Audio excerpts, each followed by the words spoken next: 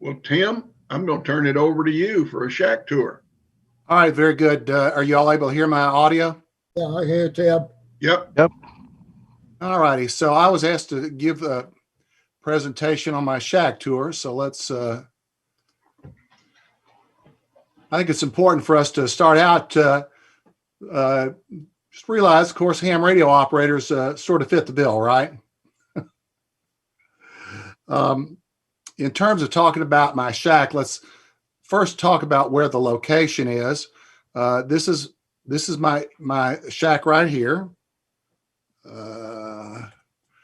I'm just north of 96, and I am east of I-65. Going in a little bit closer, this is actually my house right here. One of the big problems that I've got to deal with, though, is that I have a really source of major interference really close to my house. And if you take a look, this is my house. This is the source of interference. Anybody know what that place is right there? How about Tim's house? Yeah, that's Doug's house, W4DML. This is my house, my backyard where my antenna is. This is Doug's house. In fact, I think you can probably see his hex beam right there. But my antenna is in the backyard, and I'll give you let you see what my antenna looks like. I think it was, Ed, I appreciate the fact that we got that plaque in from the ARRL. That was the 2019 sweepstakes, that we got a clean sweep on the sweepstakes, and we came in first in the Delta division for low power CW, and we did it from my QTH, this location here. One of the things that's important in any ham shack is that you've got appropriate signage. So everybody needs to realize you've got to have appropriate signage as people come in and they see your ham shack. So this sort of keeps all the riffraff out. I've also got other signage to make sure that nobody gets hurt when they're in the ham shack itself. So talking about my antenna system, I wanted to have a fairly stealthy antenna system. At the house I lived at about 5 years ago, I had just an indoor attic antenna. It was an Alpha Delta DXEE in my attic. So being able to move to an outside antenna was really something, but I wanted it to be a little bit stealthy. This is a Ballon Designs 9-to-1 un, and I've got it fed. It's at this is about head height, so it's about 6 feet off the ground. I've got a counterpoise coming over this way that's 35 feet long. If you don't use a counterpoise, then the outside of your coax actually acts as a counterpoise. And if you're using one of these uns, you've got to have at least 50 feet of coax in order for the adequate counterpoise. And then the antenna wire comes off this way, goes up here.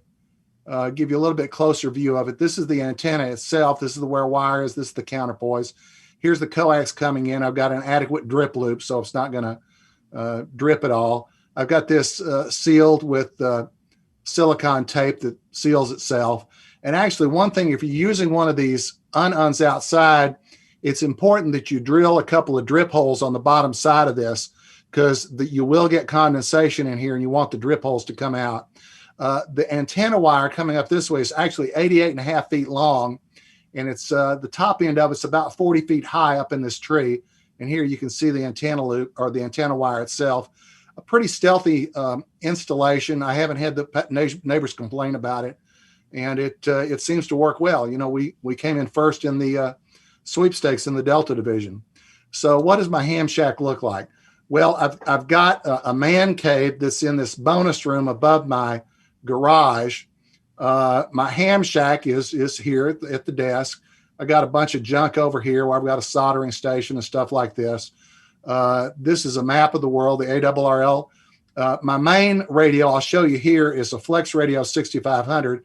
I've got a backup radio here that I can pull down, which is my KX3 with the 100 watt amplifier and the PX3 pan adapter.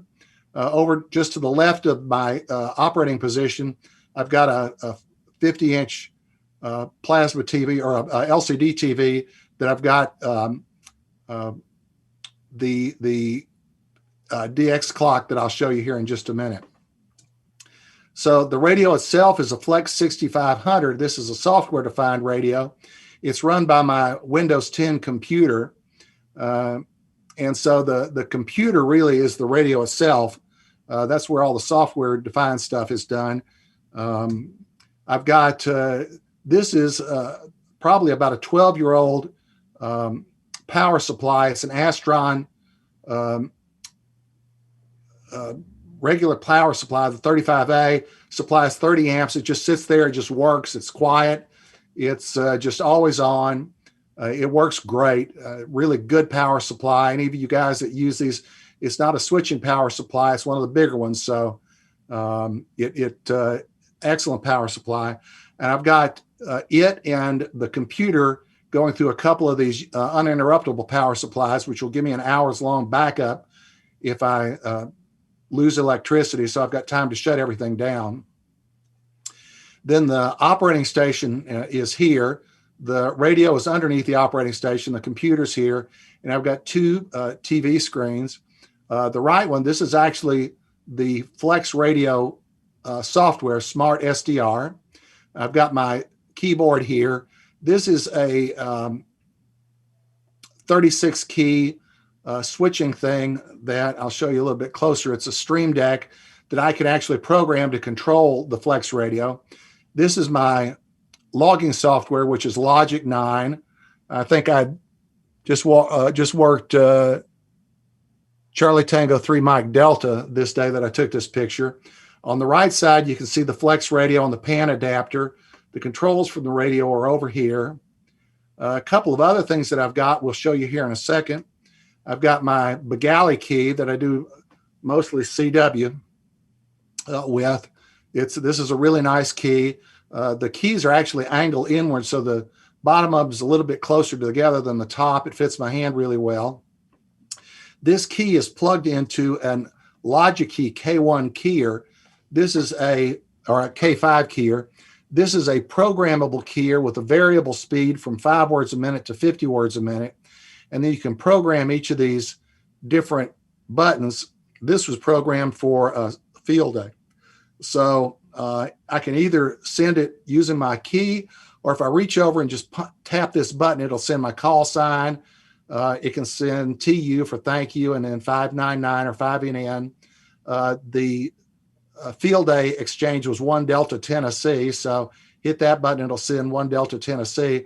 And the reason this is nice is that if I'm sending with my software in the keyboard using the F keys, and say I've got it set at 28 words a minute, somebody may come back and have trouble copying at 28 words a minute. So I can just really quickly turn this potentiometer down, slow the speed down to like 15 words a minute, and hit the button for my call sign, and it sends it out to them, and I don't have to take time to slow the speed down in the software and go right back to using the software.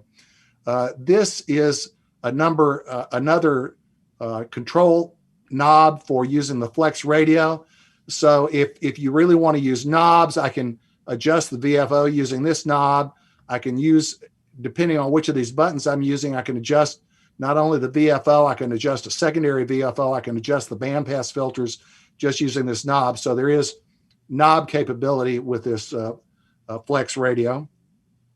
And then I've got my headset, which is a Radio Sport headset. I'm not sure what this is, Jack. So I think it's just a handle primarily. Yeah, that's it. But very comfortable headset. And then I've got my wall clock, the Geocron here, that is just, as I sit on this is what I see from my operating system. They're supposed to put in, sometime this year, I'm hoping they're going to be putting in a DX spotting network as one of as they open up the APIs for this. Here you can see the Hubble Space Telescope. This is its orbital path. It shows that. It shows me I'm in a waxing crescent moon. This analemma shows you where the sun is directly over the equator, where it is. I took on March. So I took this just 6 days ago, and you can see we're getting close to the vernal equinox. So it's still a little bit more in the southern hemisphere than it is in the northern hemisphere. If I took it today, I think today I think might be the vernal equinox itself, where this would be straight up and down. So anyway, that is a ham shack. Be happy to entertain any questions about it.